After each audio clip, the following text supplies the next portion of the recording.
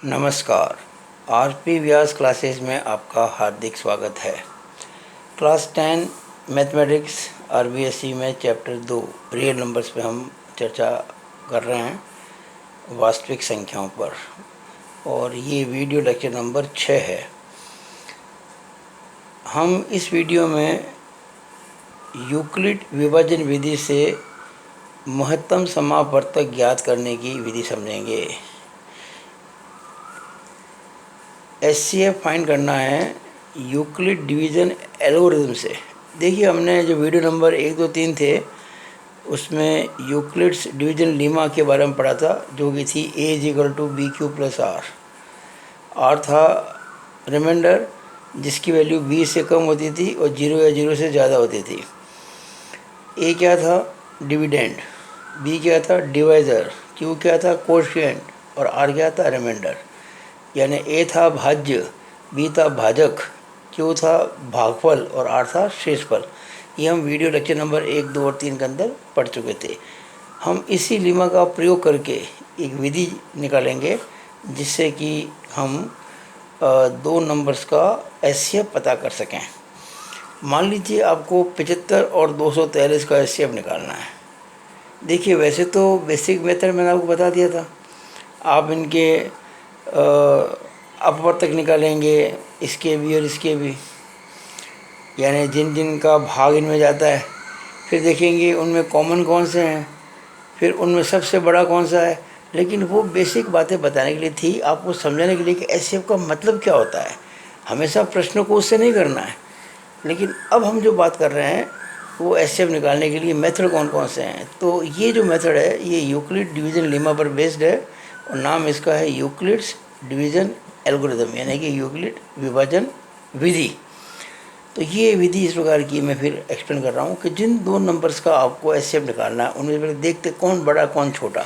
तो आप देखेंगे ध्यान से, तो ये 243 जो है, 243 ये 75 से बड़ा है। अच्छा, लिखा हुआ मैंने यहाँ पे चीज़ को यहाँ पर पढ़ा है। तो जो बड़ा होता है ना उसको छोटे से डिवाइड करते हैं। तो मैंने 243 को 75 से डिवाइड किया। कितनी बार भाग गया? 75 3 × 225, 3 बार। 75 दिया 225। बहुत सामान्य सी बात पता लगा सकते हैं। अब निकालेंगे रिमाइंडर। तो हम 243 में से 225 घटाएंगे तो बचेगा 18। अब जो ये रिमाइंडर बचा है ना, इसका भाग लगाएंगे, यानी ये जो बचा है रिमाइंडर, इससे डिवाइड करेंगे। किसको?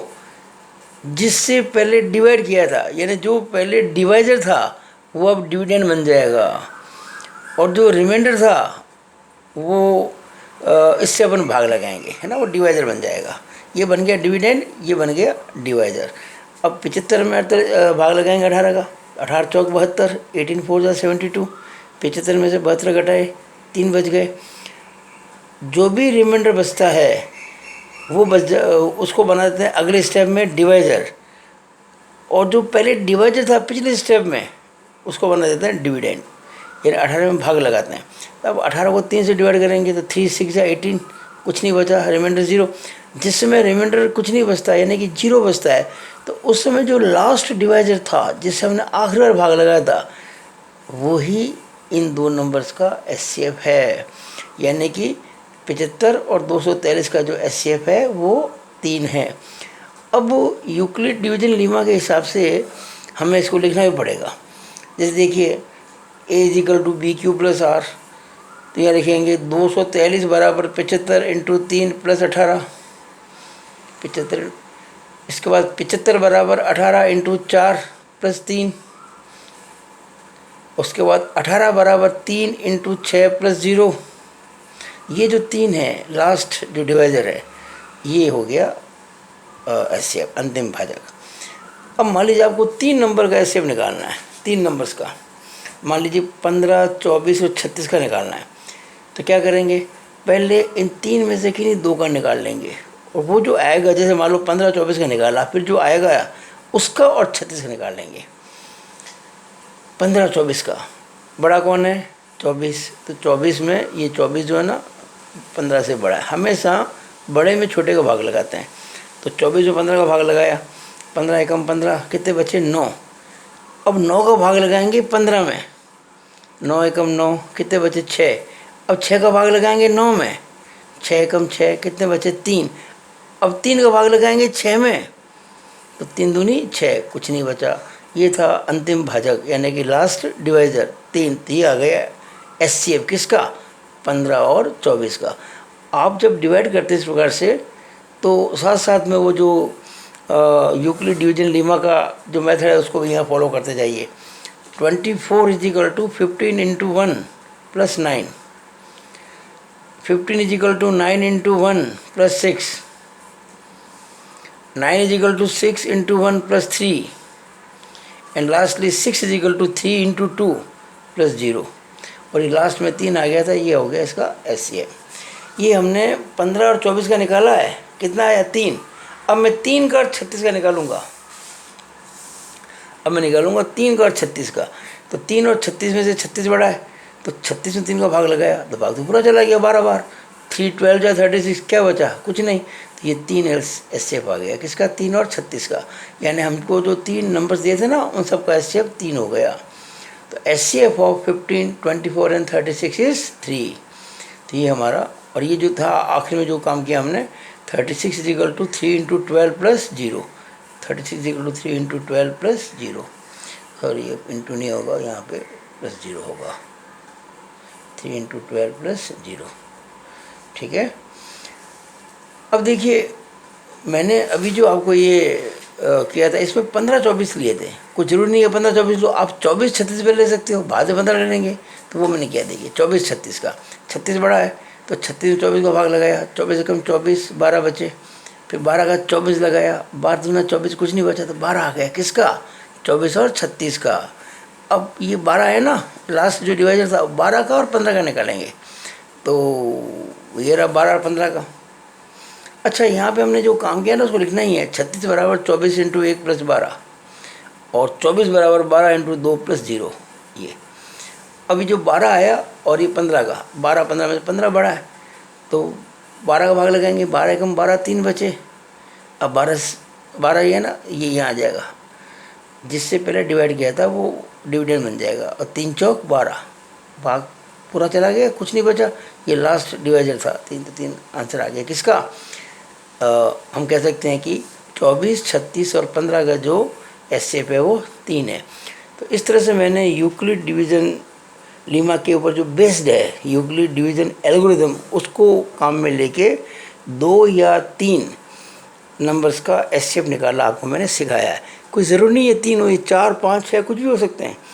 आपने पहले 2 का निकाल दिया, फिर उसका और तीसरे का, वो निकला उसका और चौथे का, फिर वो निकला उसका और पाँचवें का, ऐसा अपन कर सकते हैं। अब इस वीडियो के अंदर एक मैं क्वेश्चन कर देता हूँ जो आपकी बुक का है, ये आपकी बुक में क्वेश्चन है, ये यूक्लिड डिवीजन एल्गोरिथम पर बेस्ड है। If HCF of 408 and 1032 is expressed as 1032x minus 408 into 5 then find the value of x। यानी अगर 408 और 1032 का महत्तम समापवर्तक 1032x माइनस 408 इंटू 5 के रूप में व्यक्त किया जाता है तो x का मान ज्ञात कीजिए।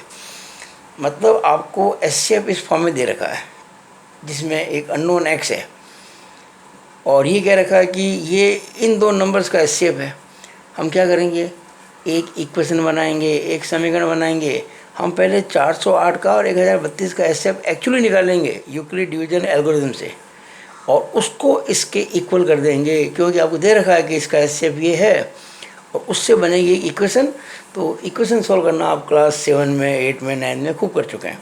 तो पहले अपन को जो जनरल मेथड है, 1032 बड़ा है ना 408 से, तो 1032 को 408 से भाग लगाएंगे तो 2 बार जाएगा, 408 दूनी 816, कितना बचेगा 216 बचेगा। अब 216 का भाग लगेगा 408 में, तो 216 एकम 216 एक बार ही जाएगा, बचेगा 192। अब 192 का भाग लगेगा 216 में, एक बार ही जाएगा, 192 कम 192 बचेगा 24। अब 24 का भाग लगाएंगे 192 में, तो 24 अट्ठे 192, 24 8 था 192। आखिरी बार भाग किसका लगाया 24 का, ये हो गया एचसीएफ। अब अच्छा ये सारा लिखना भी इधर 1032 इक्वल टू 408 इंटू 2 प्लस 216, फिर ये 408 बराबर 216 इंटू 1 प्लस 192, फिर 216 बराबर 192 इंटू 1 प्लस 24, और आखिर में 192 बराबर 24 इंटू 8 प्लस 0। ये आखिर में जो 24 था ये आंसर आ गया। लेकिन ये तो ऐसे आया, आंसर नहीं आया। अब प्रश्नानुसार ATQ अकॉर्डिंग टू क्वेश्चन, हमें जो दे रखा था SCF वो इस फॉर्म में था 1032x माइनस 408 इंटू 5। तो 1032x माइनस 408 इंटू 5, और इसको हमने 24 के बराबर कर दिया। अब देखिएगा इक्वेशन सॉल्व कर रहे हैं, 1032x लिख दिया, इट इम्प्लाइज दैट 1032x बराबर ये 24 और 408 को 5 से गुणा करेंगे तो 2040 आएगा। ये माइनस है ना, उधर जाएगा तो प्लस हो जाएगा। अब 2040 को 24 में जोड़ेंगे तो 2064 आएगा, और 1032x बराबर 2064। तो x का मान इधर देखिए 1032 से x का गुणा हो रहा है, उधर जाएगा तो 2064 में 1032 का भाग लग जाएगा। 1032 का जब भाग लगाएंगे तो बराबर 2 बार जाएगा, तो x कितना आ गया 2। ये आपको मैंने इस वीडियो में समझाया है यूक्लिड्स डिवीज़न एल्गोरिथम, जो कि यूक्लिड्स डिवीज़न लेमा पे बेस्ड है। अगर आपको ये मेरा वीडियो अच्छा लगा तो इसे लाइक और शेयर करें, और काफ़ी बच्चों को इसका लाभ मिलना चाहिए। और अगर आपने मेरे RP व्यास यूट्यूब चैनल को सब्सक्राइब नहीं किया तो कृपया इसको सब्सक्राइब करें, ताकि आपको मेरे वीडियोस लगातार मिलते रहें। It is all over about this video. Thank you.